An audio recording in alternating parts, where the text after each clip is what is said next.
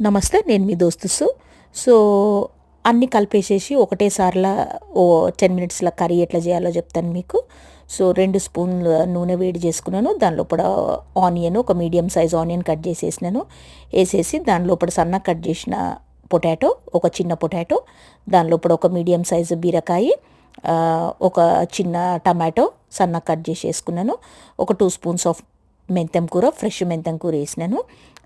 దాని తర్వాత ఒక 1 స్పూన్ ఆఫ్ కారం పొడి, ఒక 1 స్పూన్ ఆఫ్ ధనియాల జీలకర్ర పొడి, కొంచెం పసుపు, కొంచెం ఉప్పు వేసేసి అల్లం వెల్లిగడ్డ పేస్ట్ నాది ఇంకో వీడియో లోపల ఉంది, చూడండి అది ఎట్లా చేస్తారన్నది. దాని లోపల కొత్తిమీర, అల్లము, ఎల్లుల్లిగడ్డ, పచ్చిమిరపకాయలు వేసి పేస్ట్ చేస్తారనమాట అది.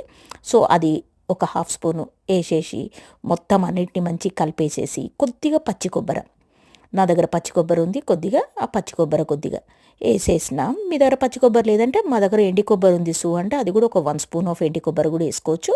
వేసేసి అన్నింటినీ కలిపేసేసి మంచిగా కొద్దిగా ఇట్లా ఆయిల్ లైట్గా ఇట్లా పైకి ఫ్లోట్ అవుతుంది అన్న టైంలో దాన్ని మంచిగా మీడియం టు లో ఫ్లేమ్ మీద పెట్టేసేసి ఒక మూత మీద కొన్ని వేడి నీళ్ళు పోసేసి ఒక లిడ్ తీసుకొని, అంటే గుంట ఉన్న ఒక మూత తీసుకొని ఆ మూత మీద వేడి నీళ్ళు పోసేసి ఒక 10 మినిట్స్ లో టు మీడియం ఫ్లేమ్ మీద ఉడకనిచ్చారనుకోండి, మంచి బీరకాయ కూర, బీరకాయ మెంతం కూర మంచిది రెడీ అయిపోతుంది.